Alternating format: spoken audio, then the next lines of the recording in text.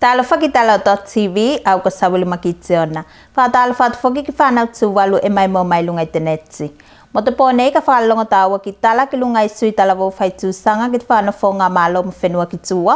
Mo whapaputoputonga tā whaunga tūwalu whamunatu te asa o te Olympic i te aso nei. Mo nisi tala ka whoki.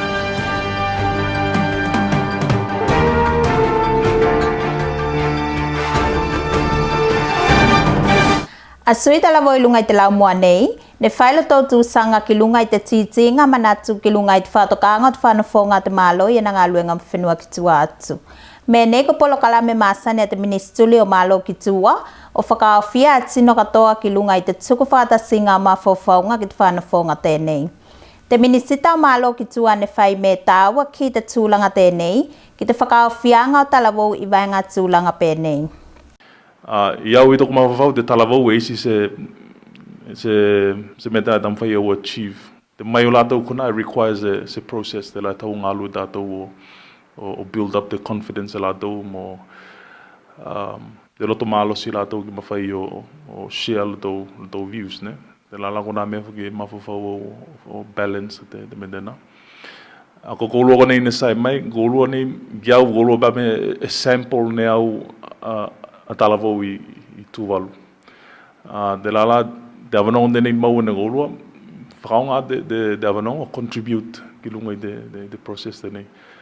Tēnā malun whamalos nei a talavou ki whakaonga awanonga pēnei, o whaitu sanga ki lunga i te manakonga pēnei mit whātokanga tēnei. Ka te toku viu whoki ki lunga i talavou.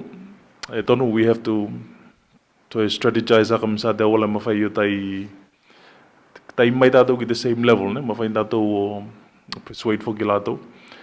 Kai kia whoki e tau whoki whakapālen in tātou ki lunga i te tamwhai tātou push a lātou outside of the comfort zone a lātou, ne? Ki moa tātou e nofo whaelo i the same place se eise mawhulinga ki lunga i mawhauwhaunga tau talavou.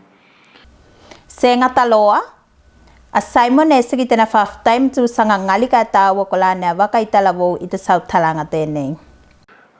Kiau personally, ko lasiki the value o tau discussions ko nei, inputs a koulua ki lunga i te foreign policy. Whawhtaim o, I guess, the shortfalls, you meko e tau o tai improve i lunga i the process mai te mawhaitu tēnei. Ko well noted that the vaenga tēnā. Ka te shua o serono ba mene a kaminga tātoni ba mene awiki talavou katoa, ne? Ki mawhai mo taki whoki lātou ki mawhai kau whakatasi mai ki runga i te whaipatinga tēnei. Mai ta whaloa, te ministita whakamoemoe mei te mālo e tau whakaawhia talavou i vaenga whātokanga pēnei mo taimi mai mua. Te polokalame i te tai ao nei, nā whia i a sui talavou mai whenua, pēnā whoki mo kau lotu kese i lunga i te lau mua nei. A tino poto i mea tau toki lākau mo te whāngai manu o te atu whenua, ne kau whātasi tai ao nei o sau tala ki lunga i te pokotianga o te atu whenua, ne te manu whakamāsei ki niu. I li pōti taluai, ne mawaka i te manu tēnei e pokotia i lunga nei te lau mua, kai ko pisi whoki ki whenua i tua. Tau whaiva Andrew mo te li pōti. A te whaipatinga tēnei ne māfua mai lunga i te tusi, ne mai lunga i toi aina o whenua i lunga i whanafuti nei. A lātou ne kawhakatasi te sautalanga e au whia i ko pule mua te matanga luenga toki lākau mo te whāngai manu.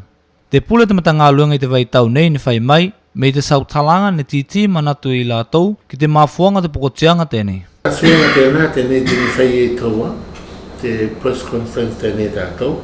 Ona ko te manakonga te ame te kāpeneta, me ona ko te tusi tēnei whoki me whakatakolu atu ki te manakonga tēnā, ke mawhai ne ke iloa ne tino i whenua i tua, te pokotianga, te maafuanga o tea, o masaki ko nei, i lunga i niu nei. Ne whakaasi mai nei taia me te tusi tēnei, ne mafua mai lunga loa, i whaipatinga takitaki o whenua, e uinga loa mo te manu tēnei, e whakamaasei nei a niu, i whenua i tua atu o whanafuti. Nara e sui katoa le whenua o nei. Nara le whai a ripoti o nei. I kia, te whakasai e te ripoti ne la se isu ne awaka mea. Kai e wakara nei te tōu niu o nei ke toki ai. Ako manu o nei o mai nei whakara mea me. O masaki. Ne, te pōtianga nei nei. Tēnā ne waka i kona te mea, ona me si mōri mau sua sui toko tasi. Mai vea, mai sua whenua, e la o plasiki te pokotianga, tēnā tau pata, whakamuri. E matia kilo ani i rua i tēnā waitu. Ia kailo tātou waitu ko e lua, kati kā lua pat, te coconut scale po tea. Mwai ko lua tā pat, ma whai hoa o pēnā mawai tolu te mōri mau. Mai roa te whakasinga tēnā ki suasu. O ui ona o te concern tēnā, mai sui o whenua tēnā nea wakari nā tuto e. Kuto e nā wai konei. Tēnā te aua Kristena. Pati au te me te whakamoemoenga lo te komiti tēnei, o te tokinga o New Fou i te scheme tēnei. Me te whakamoemoenga te parani a rātou konei, e toi toki ne niu ne, te komiti konei ne, e whai te scheme be rā mua, wanga me hana ne. Tēnā rā rātou mana mase, ona ko te komanu konei, ko ala i tēnā whai te mana konga, ke i roa te minister, mo mea, te mea ke mawhai o whai, te leo, i rā hona ne a kau, ne a whanga mā tātou whai te masaka tēnā. A te piso te manu tēnei whakamāsei ki niu, e mawhai o māfua mai te sewhai te o tino. Ana lo tūlanga o te manu tēnei ne, pērani ko rawen tātou te laste pokotianga. Ta e whakamore atu whukiro tā a mātou mai tukiara o ki tino ne. Mea ko taste pokotianga e mawhai whukiro te pokotianga tēnei o mai ne tino. E se te iau mai o lo tō mea funa, se te iau rāwhai whakatapo atu ne mātou pēra konga kalai tapu.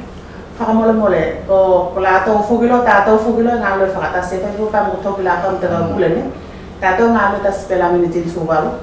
Te whaipatinga tēnei se kilonga te matanga luenga, e angai atu e i whakawhesilinga, mo fia mai nanga toi aina o whenua, ki te angai atunga, te pokotianga tēnei, ki te uruni o whnafuti. Tau whaiva entru mo tala dotTV. A tino ngā lua te whātoanga whiawhia, ne whaitel tō wākonga ki tino, e uinga i te whainga o waenga kūka wale ki vesi a Apollo, ko lai maua i te whātoanga.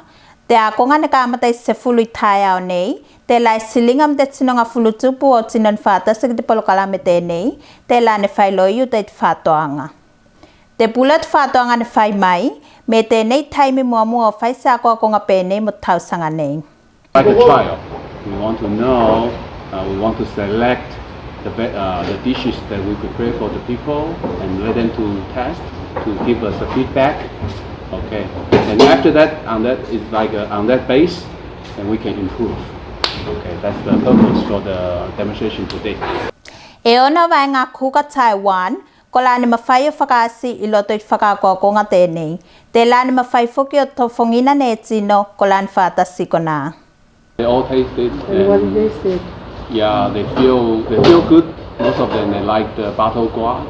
Okay, then the battle guava soup. But they think, compared with their normal food, they like a little bit salty, something like that. Yeah. But people can adjust. Yeah. This is just the demonstration. So if after you back home, if you learn in back home, you still can adjust the ingredient.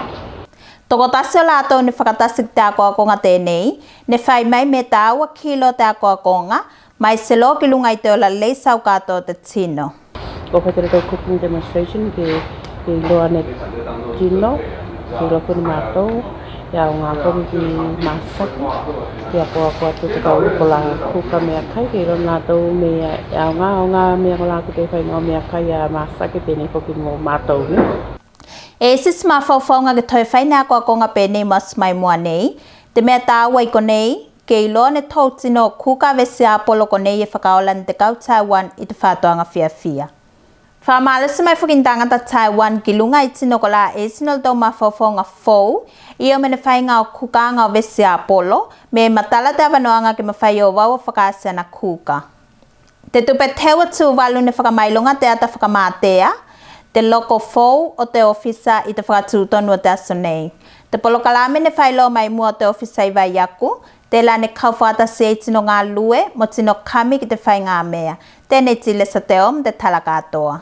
Whakamoemoenga tēnei ki se atafou, se mea loko lewa ne nofu whale i te ofisa, te la i te aso nei ko whakatino i te whakamoemoenga tēnei.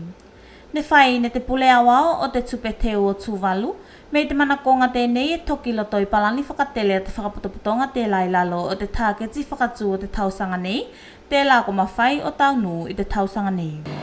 A te manakonga tēnei ki nunga ke mawhai o whakafou a te loko o te tupe teo o tūwalu, se manakonga te toki loto i palani a whakatele o te whakaputoputonga, e lai lalo i tāketi whakatū o te tausanga tēnei se manakonga ke kumahai whakataunu i roto i te tausanga tēnei.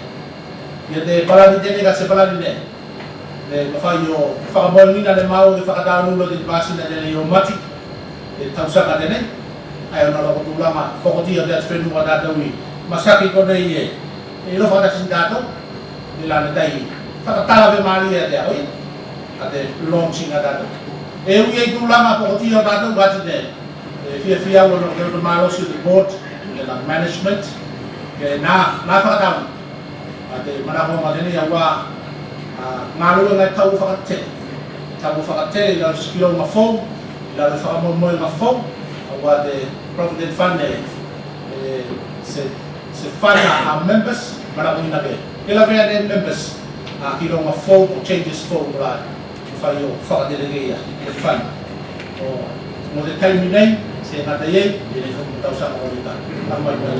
Te ulo te malo ne whai mo malo sili e whakamailonga iei te whakamanuianga nei a te ata whakailonga fōte nei a te ofisa o te tupe teo. I te amaroanga tēnei, nga kua o whakaotaka o whaipatinga, o whiawhiau o whaia tēnei, manuia te whakailonga, te loko fō, pēnā whakamoemoenga o te tupe teo o tūwaru, mo asa mai. Te ulo te malo tēnei, ne whakanga whuki nei a te amanoanga o siki tēnā whakawhitai ki te ofisa o tupe teo o tūwalu, mo tūsanga tāua o laua ne whai te taimine sai e mai lalo te tūlanga no whase toka o te atu whenua. Ne whakasiaka whuki nei a me tū mauloa te lango malo o te malo, ki te tupe teo o tūwalu mana te akenga, kai mai se whakamoemoenga mo aso mai mua. Tile sa te o mo tala o te dotTV. Kai mo te toe tala, te whapatoptonga tā whanga tūwalu ko te tasnok, ne kau whātasim whapatoptonga tā whanga kesa i tai au nei, o whaminatu te aso te Olympic i tūwalu nei. Te aso ne paku ki te aso lua po lua tolo te masna nei, ka whaminatunga ne whai tai au nei tulaki ngā whalekau pule. Te plastene tasnok i tēnā launga whakawhelo ai, ne whai mei te aso tēnei e toi whakamasaua mai me tā ua tā whaonga mai se kilunga i te atiakenga o te nofawhile mua tino i te atu whenua. The Olympic Games not only remind us that sport always brings people together, but it is also a day to celebrate three pillars: move, learn, and discover. It is for the time of the community to move around physically and be healthy. It's time to learn different things about sport and to discover new skills. This brings us to our theme this year, building better world future. Te ofisa tā whanga te malo, ne whai mo malo sili tai au nei, te lai whakapā tonu mai nei ia mei te malo i tū maulo te na lango malo i tūlanga o atia kenga o mea tau tā whanga i loto i tatu whenua. I would like to say that the government, through our department, is always willing to support Tasman and its development. I wish you all an exciting 2 days of celebration. Thank you for listening. Te whainga mei tai au nei ne whakasokolo ki te tūtonu, te la ne tuku matala te awanoanga ki sos sino e whanatu ki te tulakinga o nono ki whātokanga whaputoptonga tā whanga takitasi, ko lai no wholoi o tau taipola o whakasi al tau atia kenga takitasi. Te polokalame o tas whaminato te Olympic i tūwalu nei, e whasoko i tas tai au ki te fun run, te la ka tele ye lātou ko la e whakamau, ke au fia lātou i te whakatau telenga tēnei. Te telenga e whakatau tau ke kāmata i te tūla e iwa, ka ko te whakamaunga o ingoa o tino te lai fia tele, e kāmata i te walu i tailo i te whalakaupule tulakinga. Te tasnok e kami whakalolo ki sos tino fia fia o kauwhata smag polokalame tēnei, ke whanatu ki tulakinga i te tai au. Còn nala tala dotTV te po nei, half time fa longo mai, ke manuia te po kai to pa.